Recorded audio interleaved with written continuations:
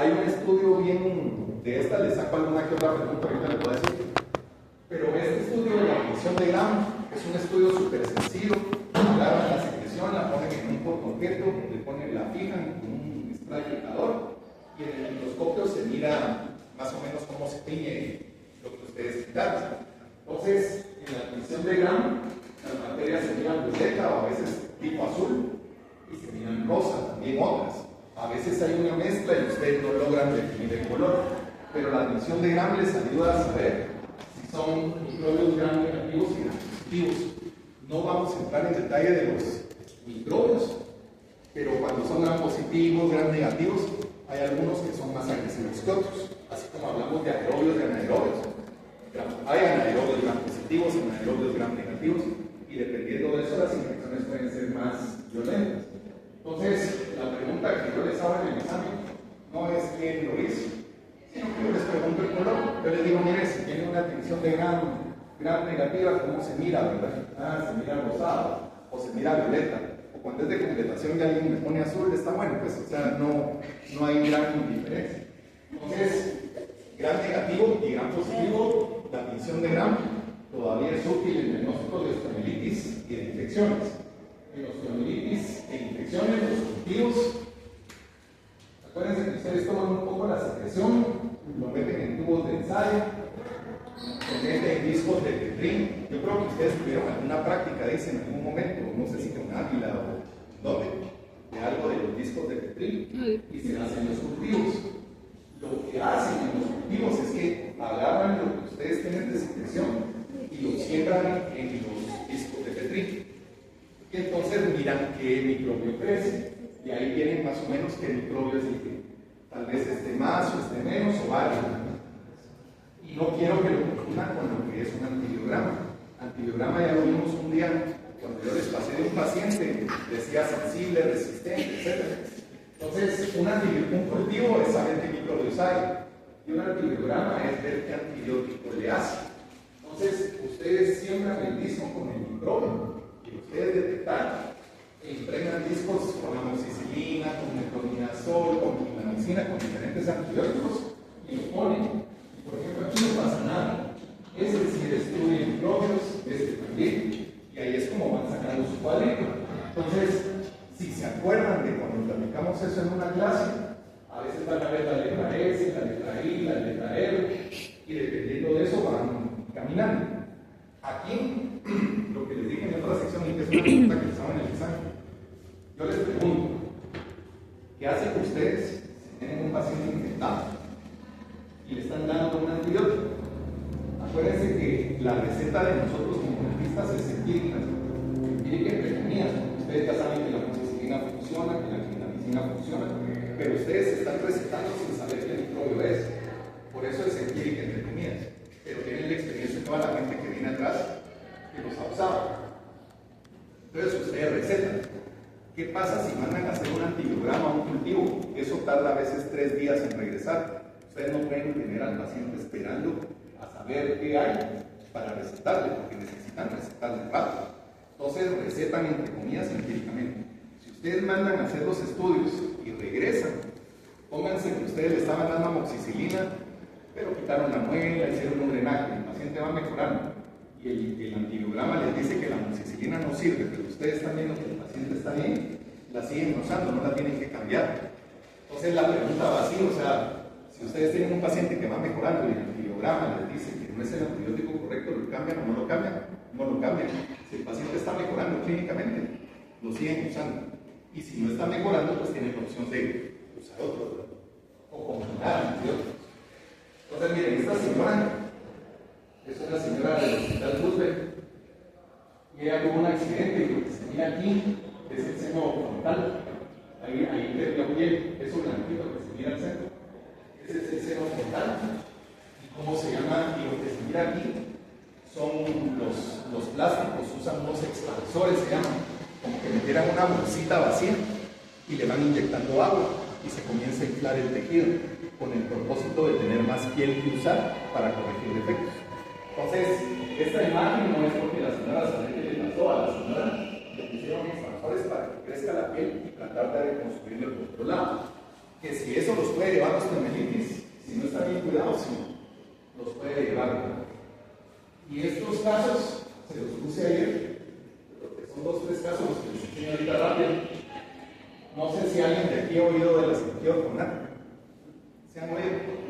La cirugía ortognática corrige deformidades dentofaciales, ¿verdad? Que son clase 3, que la sonrisa conjuntival, que tiene laterognacias, un montón de cosas, ¿verdad?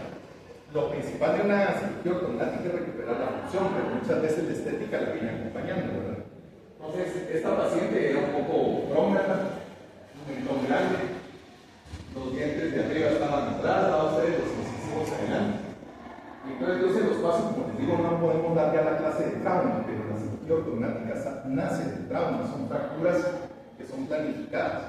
Entonces, ustedes hacen todo en papel. No piensen que cuando un paciente supera esto, ustedes llegan al quirófano a ver qué hacen. Ustedes trabajan antes mucho en papel o ahora en computador y trabajan mucho con moldes de yeso y todo para hacer la cirugía antes. Entonces son horas de planificación antes de llegar al quirófano. Doctor Emiliano. La cosa es que, ¿cómo se llama? Esta paciente tenía deficiencia en el surco nasogeniano, se le pusieron unos implantes de silicón. Ustedes pueden agarrar una gente y le ponen una pajilla por ahí, le echan alginato, le ponen gasas y luego sacan el molde. Y le pueden tomar un molde de la cara también. ¿Verdad? Siguen usando oclusores, siguen usando articuladores. Y el asunto que les quiero decir así rapidito. Por ejemplo, hay mucha gente que cree que se corta el pedazo de hueso y se corre para atrás o para adelante, lo que sea. Pero es un corte que va como de lado. Y en este bloque se va a quedar dentro del dentario, se va a quedar aquí, para no cortar el dentario. Y se mueve como la puerta de un closet. ¿Sí? Entonces, así es como tratan de liberar y que no lastimar el dentario. Siempre hay parestesia, el paciente sale con esto todo dormido y generalmente se va recuperando. Entonces, pero es una de las cosas que el paciente tiene que firmar, que sabe, ¿verdad? Entonces se hace el corte, se ponen tornillos. Y a la paciente pues se le pusieron sus implantes acá arriba, lo que se pone. Y cómo se llama la paciente, la verdad es que el defecto era muy poquito, ¿verdad? A veces de frente no se nota tanto el cambio, de lado un poquito más. A esta paciente casi siempre ustedes tienen que operar el mentón, porque a veces el mentón no queda bien. Pero en ella teníamos el problema que si se regresaba el mentón, a lo mejor la papada iba a quedar colgando, ¿verdad? Y entonces, ¿cómo se llama? No se opera el mentón. Entonces la paciente se opera, ya queda bien. Y ustedes van como viendo cómo se va resolviendo. Cuando ustedes tienen ortodoncia, se les pueden volver a torcer los dientes. Cuando ustedes operan ortognáticas en común acuerdo con el ortodoncista, porque no puede faltar el ortodoncista, a veces puede recidivar y volver a ver el defecto si la ortodoncia no está bien hecha. Entonces, este otro caso es un poco más grotesco. Este otro caso, el defecto era más grande. Cuando los defectos son muy grandes, superan abajo y arriba, pero también tiene que ver la condición económica y qué puede pagar el paciente. Esta paciente era una paciente de condición no favorecida. ¿Y cómo se llama? La operamos en eventos católicos, nos prestaron el hospital. Pero ese hospital no tiene terapia intensiva. Entonces, si ustedes se meten a operar un maxilar, sí necesitan una terapia intensiva por todo el tema de apoyo respiratorio, por si el paciente no puede respirar bien al nivel maxilar. Entonces, a ella no hubo de otra que operarle solo la mandíbula, con el riesgo de que pueda recidivar a ustedes. Entonces, el defecto era muy grande. Y la paciente pues se opera, se le hace una cirugía para la mordida. Y la paciente al salir, lo más común es que salgan hinchados, porque no está mal estirada. Y esta marca que está aquí es porque se hace un corte para meter un desarmador y meter tornillos. Entonces, la paciente se opera y se ven los tornillos, ¿verdad? Se corrige el asunto. Y entonces lo que se van a dar cuenta en la de perfil es que se siguen viendo los labios un poquito para afuera, porque no se corrigió lo de arriba, ¿verdad? Entonces ella logra cerrar, pero sigue viéndose así como en producción. Y la novia queda así, pero tiene un riesgo bien alto de que se vuelva a mover, ¿verdad? Por eso los controles son el ortodoncista. Entonces lo corrigen. Ahora, esta patoja, ¿cómo se llama? Fíjense ustedes que si se fijan, tiene sonrisa cristal. O sea, si se hubiera operado el maxilar, se hubiera corregido eso, pero no se pudo. Y esta fue la última foto y la última vez que yo vi a la paciente, porque la mamá llegó conmigo a ustedes. Es que les digo cada cosa, ¿verdad? Llega la mamá y, pues mire, todo va bien, etc. Doctor, está en un problema. Ajá, le digo, ¿qué pasa? Es que fíjese que a mi hija no le viene el pedido. Ajá, yo así va. Ajá. ¿Y yo qué va? Entonces, mire, señora, le digo, desde que usted estuvo con ella todo el tiempo, después de que se fue, y cuando supiera, el anestesiólogo, las enfermeras también, le digo, ay, doctor, pero ¿qué hago? Que no sé qué pasa. La niña se huyó después de su casa, por eso ya no la volví a ver. Y la mamá solo me contó que ella tenía un novio. Y cuando el novio supo que le iban a operar, pensó que al operarse, de repente la patoja le iba a batear. Entonces se embaraza la patoja. Y cuando la operamos ya estaba embarazada, entonces ni siquiera sabíamos si estaba embarazada. ¿Y cómo se llama? Y al final se fue, pero fue por eso. Igual una vez ustedes operamos un patoja en el hospital. En la altura de aquí me llama la señora, hagan de cuenta que se llamara Samuel. Hagamos de cuenta. Hagamos de cuenta. La guardia que me dice la señora, doctor, es que le hablo porque Samuelito está escaldado de sus partes. Samuelito ya tenía 27 años. ¿No? Y entonces yo, ¿verdad? Ahí dicen que pena, le digo yo, pero es que échale pasa la sal, con eso se le va. O sea, ¿cómo va a preguntar?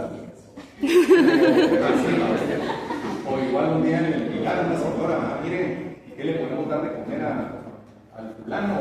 Pues mire, cosas licuadas, no sé qué. Porque mire, doctor, nosotros podemos mandar a traer a la NASA la comida de los astronautas. Pues manden a traer, ¿verdad? Pero ahí se topan también a veces cada juego. Estas fotos se las puse porque antes había un poquito más el tema de jugar con los brazos a la pantalla. Y aquí van a conocer a la doctora Rita, que está en radiología. Pero la Rita vivía en el suelo. La Rita paraba con las piernas todas hechas de huevo. Y le decía, Rita, tan toda raspada. Pero le hacían ganas a ustedes. Era un buen. Había de básquet, había de fútbol, había de todo, ¿no? Pero sí la ubican, ¿verdad?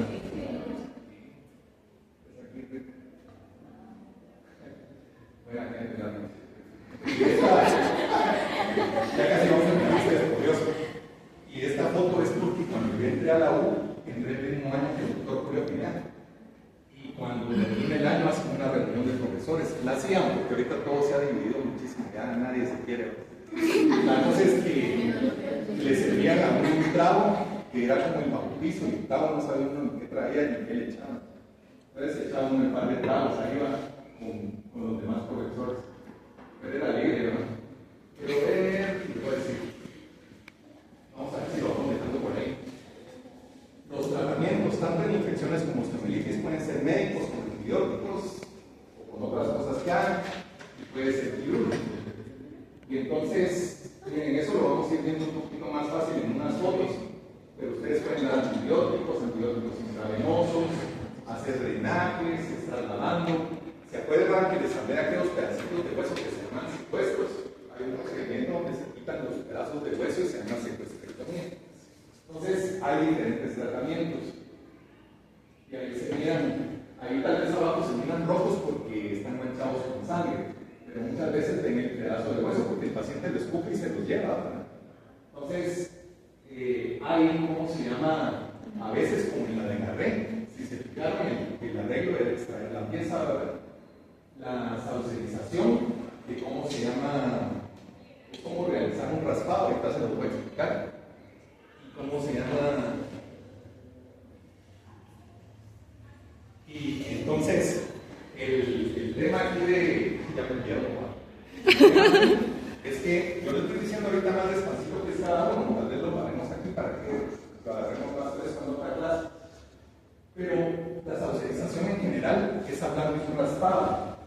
Lo único que les voy a pedir cuando se los explique es que se fijen bien, porque hay saucerización química que se usa para otras cosas, saucerización eléctrica que se usa para otras cosas, y la mecánica es la que yo les pregunto, porque cuando les pregunto de completación, ¿cuál es la saucerización que más se usa? La química. Entonces les dije que la mecánica, ¿verdad? Pero así es, ¿verdad? Entonces, la saucerización es como un raspado. No sé si han oído del oxígeno hiperbárico, que ponen cámaras, incluso hay deportistas que lo usan y les cierran un cuarto, y el oxígeno está más puro, está mejor. Entonces, ustedes pueden usar oxígeno hiperbárico. El oxígeno hiperbárico, acuérdense que los mielitis tienen problema con la circulación de la sangre. Entonces, el oxígeno aumenta la circulación y a veces unos mielitis de este tamaño la logran ir reduciendo. Y tal vez la operación, si se necesita para ser menor, la usan mucho en pie diabético. Como les digo, la usan los deportistas. Había una duda si era doping o antidoping el asunto, porque era doping, porque había deportistas que se oxigenaban, sacaban la sangre y la guardaban. Y antes de competir, unos días antes, se las volvían les devolvían su sangre. Y entonces decían si es doping o no es doping, porque él enriquecía su sangre y se la volvían a meter. Y todo eso está todavía en juego, ¿verdad? Es lo que hacen los deportistas, pero el oxígeno hiperbárico se usa para muchas cosas. Decorticación es cuando los mielitis han caminado tanto que, ¿cómo se llama? Hay que quitar la cortical o a veces quitar todo.